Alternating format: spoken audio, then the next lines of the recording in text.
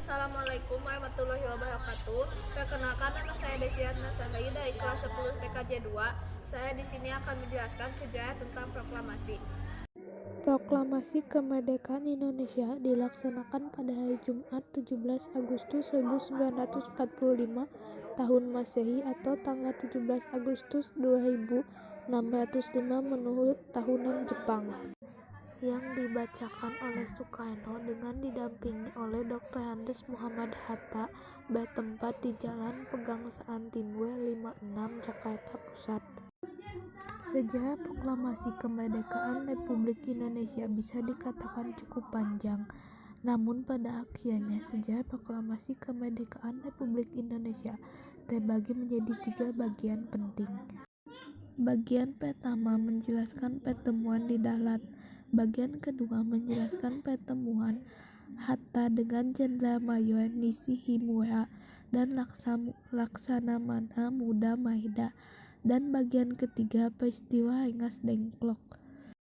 Pada saat itu, sebelum Soekarno membacakan teks proklamasi pada tanggal 17 Agustus 1945, banyak sekali peristiwa yang terjadi yang melatar belakangi terjadinya pembacaan proklamasi kemerdekaan Republik Indonesia.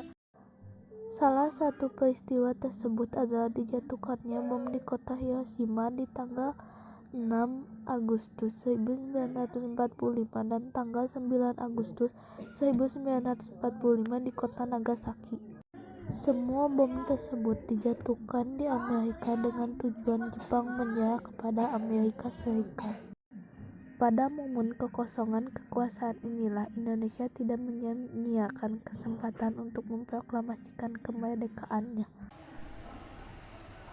Proklamasi. Kami bangsa Indonesia dengan ini menyatakan kemerdekaan Indonesia.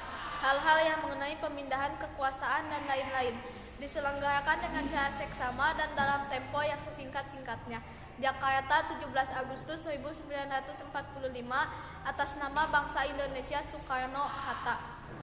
Arti penting proklamasi bagi bangsa Indonesia. Pembacaan proklamasi kemerdekaan Indonesia merupakan suatu hal yang berarti sehingga memberikan arti penting bagi bangsa Indonesia. Berikut beberapa arti penting proklamasi kemerdekaan Indonesia bagi bangsa Indonesia. Merupakan puncak perjuangan bangsa Indonesia setelah berjuang selama berpuluh-puluh tahun sejak 20 Mei 1908. Sebagai informasi bahwa negara Indonesia telah melepaskan diri dari kurungan penjajahan bangsa lain.